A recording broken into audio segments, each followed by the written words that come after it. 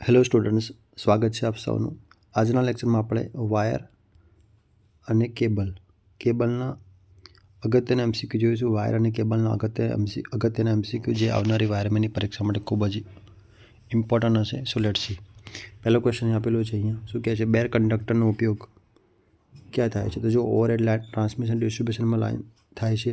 Railway locomotive shade વગેરે જગ્યાએ overhead વાયરિંગમાં થાય છે. ફ્યુઝ, રિઓસ્ટેટ, બસ બાર વગેરે સાધનોની બનાવટમાં પણ થાય છે. એટલે જવાબ આવશે આપેલ તમામ, ડી આવશે.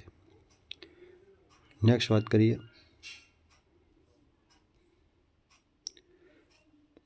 કરીએ. ઇલેક્ટ્રિક ફિલ્ડમાં વાયર અને કેબલનો ઉપયોગ. તો તમને ખબર હોવી જોઈએ કે વિદ્યુત પ્રવાહના વહન માટે આપણે ઇલેક્ટ્રિક ફિલ્ડમાં વાયર અને કેબલનો ઉપયોગ કરીએ છીએ. ક્લિયર છે? નેક્સ્ટ જોઈએ આપણે ક્વેશ્ચન નંબર 3. 3/20નો મતલબ શું થાય? તો જો તમને ખબર હોવી જોઈએ, આમાં 20નો મતલબ થાય 20 ગેજ અને 3 તારવાળો વાયર. ક્લિયર છે? 20 ગેજ અને 3 તારવાળો વાયર. ક્લિયર છે? તો આન્સર બી આવશે. નેક્સ્ટ વાત કરીએ. 7/20 વાયરમાં 7 અને 20 અનુક્રમે શું છે? તો શું આવશે? વાયરની સંખ્યા અને પ્રત્યેક વાયરનો ગેજ. 7 અને 20 અનુક્રમે 7 શું છે? તો વાયરની સંખ્યા છે. 20 શું છે? પ્રત્યેક વાયરનું ગેજ છે. સોલિડ કંડક્ટરની સરખામણી એ સ્ટેન્ડર્ડ કંડક્ટરનો શું ફાયદો છે? તો અહીંયા જો તે ઘણો ફ્લેક્સિબલ બને છે, તેની તાણ ક્ષમતા વધે છે, તેની કરંટ કેપેસિટીમાં વધારો થાય છે, તેનો જોઈન્ટ વધારે સરળતાથી કરી શકાય છે. એટલે શું આવશે? આમાં જવાબ આવશે ડી આવશે. ક્લિયર છે? સોલિડ કંડક્ટરની સરખામણીએ સ્ટેન્ડર્ડ કંડક્ટરનો ફાયદો શું છે? તો આપણે એની વાત કરી લીધી. કંડક્ટર પર ઇન્સ્યુલેશન તરીકે શેનો ઉપયોગ થાય છે? તો જો આ ફૂલ ફોર્મ તમે લોકો યાદ રાખજો. અહીંયા જવાબ તો તમને ખબર પડી ગઈ હશે. જવાબ આવશે ડી આવશે. પણ જો પીવીસીનું પૂરું નામ શું થાય? Polyvinyl chloride. XLP cross link polyethylene. VIR એટલે વેલ્કેનાઇઝ ઇન્ડિયન રબર. તો કંડક્ટર પર ઇન્સ્યુલેશન તરીકે શેનો ઉપયોગ થાય છે? તો પીવીસી, XLP, VIRનો ઉપયોગ થાય છે. એટલે કે આપેલ તમામ આવશે. નેક્સ્ટ વાત કરીએ. મલ્ટી સ્ટેન્ડર્ડ કે સ્ટેન્ડર્ડ કેબલમાં કયા કારણસર વાયરની સંખ્યા 3, 7, 19, 38 કે 61 તેમજ તેની ગોઠવણી ખાસ રીતે કરવામાં આવે છે? તો અહીંયા જો તમને ખબર હોવી જોઈએ કે આજે સ્ટેન્ડર્ડ કેબલમાં જે વાયરની જે સંખ્યા છે 3, 7, 19, 37, 61 એની ગોઠવણી કરવામાં આવે છે. તો વજન ઘટાડવા માટે, યાદ રાખજો, વજન ઘટાડવા માટે આપણે ઉપયોગ કરતા હોઈએ છીએ. આમાં ભૂલ કરી આપણે. કેબલનો આકાર મહત્તમ ગોળાકાર આપવા માટે મલ્ટી સ્ટેન્ડર્ડ કે સ્ટેન્ડર્ડ કેબલમાં કયા કારણસર વાયરની સંખ્યા 3, 7, 19, 37 કે 61 તેમજ તેની ગોઠવણી ખાસ રીતે કરવામાં આવે છે? તો આન્સર આવશે બી આવશે. ઇલેક્ટ્રિક ફિલ્ડમાં વાયર તરીકે કોપરને બદલે એલ્યુમિનિયમ વાપરવામાં આવે છે. કારણ શું છે આનું? તો જો વજનમાં હલકો હોય છે અને તેની કિંમત પણ ઓછી હોય છે. એટલે આન્સર આવશે સી. નેક્સ્ટ વાત કરીએ. એલ્યુમિનિયમની વાહકતા તાંબાની વાહકતા આશરે ખાલી જગ્યા ટકા ઓછી હોય છે. તો આન્સર આવશે 60% જેટલી ઓછી હોય છે. શું આવશે? 60% જેટલી ઓછી હોય છે. નેક્સ્ટ વાત કરીએ. કોઈ એક વાયરિંગ કરાવનાર મકાન માલિક વાયરિંગ બાબતે નીચે મુજબની સૂચના આપે છે. વાયરિંગનું આયુષ્ય લાંબુ હોવું જોઈએ, તેમાં ફોલ્ટ ન ઉદ્ભવવા જોઈએ. તો તમે નીચેના પૈકી કયા વાયરની પસંદગી કરશો?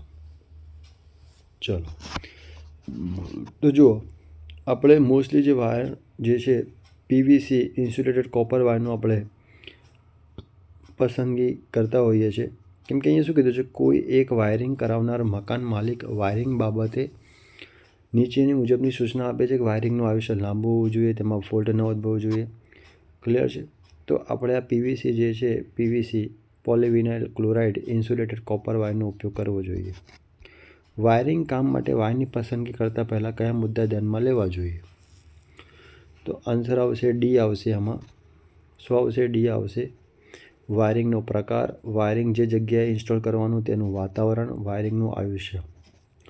ક્લિયર છે? નેક્સ્ટ વાત કરીએ. હાલમાં નીચેના પૈકી કયો ઇન્સ્યુલેટેડ વાયર ભાગ્યે જ જોવા મળે છે? તો શું આવશે આનો આન્સર? તો VIR ઇન્સ્યુલેટેડ જે છે એ તમને ભાગ્યે જ જોવા મળશે. નેક્સ્ટ વાત કરીએ. રેટેડ કરંટ કરતાં વધારે કરંટ કેબલ કે તારમાંથી પસાર થાય તો કેબલ કે તાર પર શું અસર થાય છે?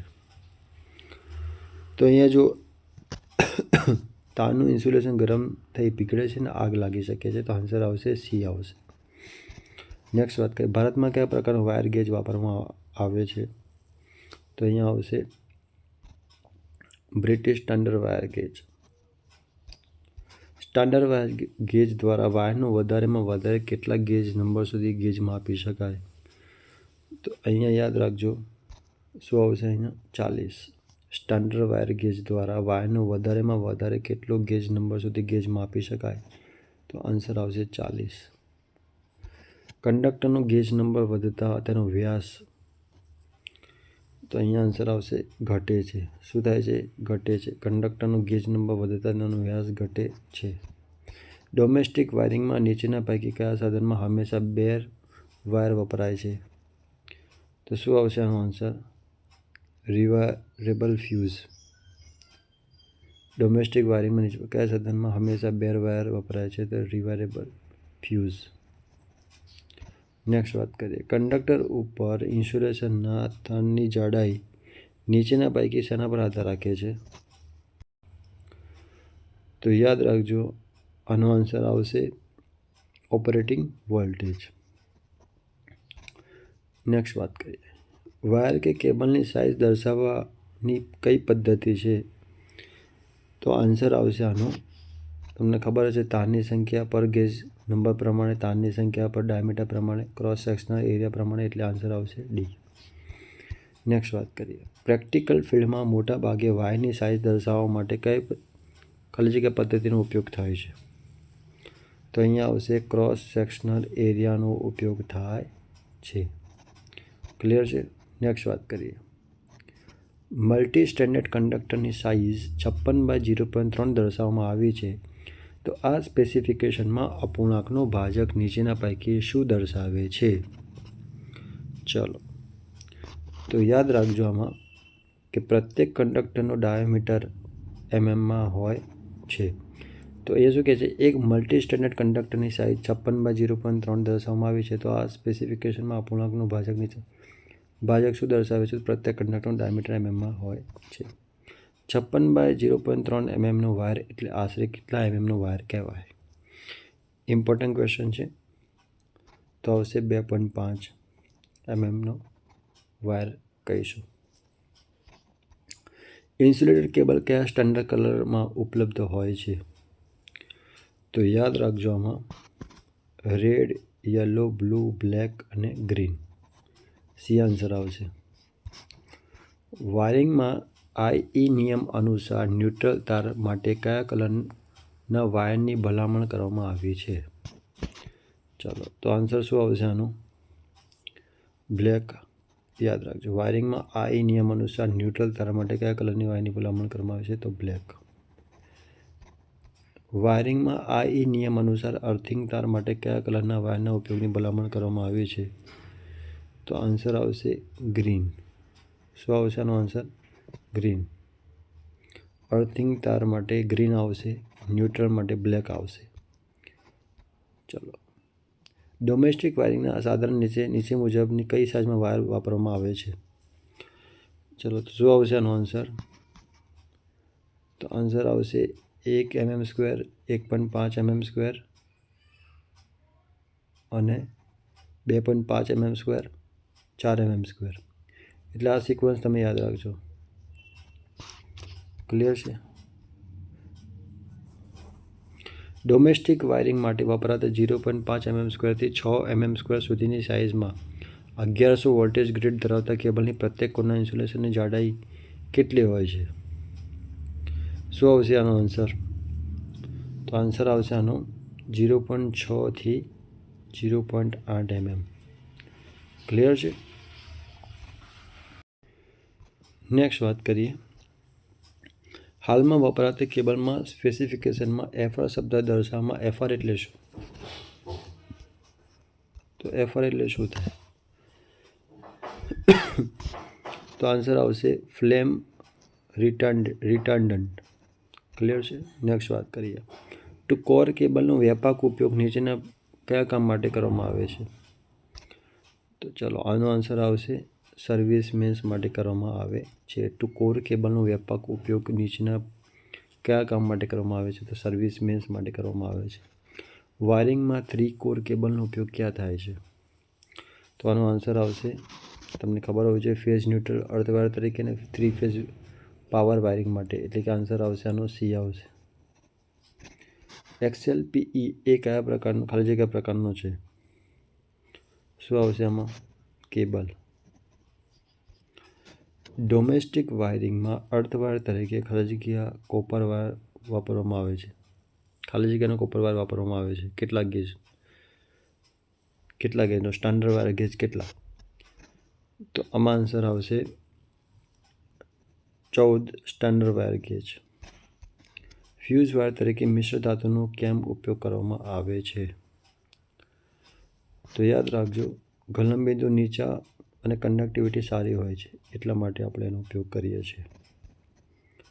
ફ્યુઝ માટે સાધન રીતે કયા વાયર વાપરવામાં આવે છે? તો આન્સર આવશે ટીન કોપર.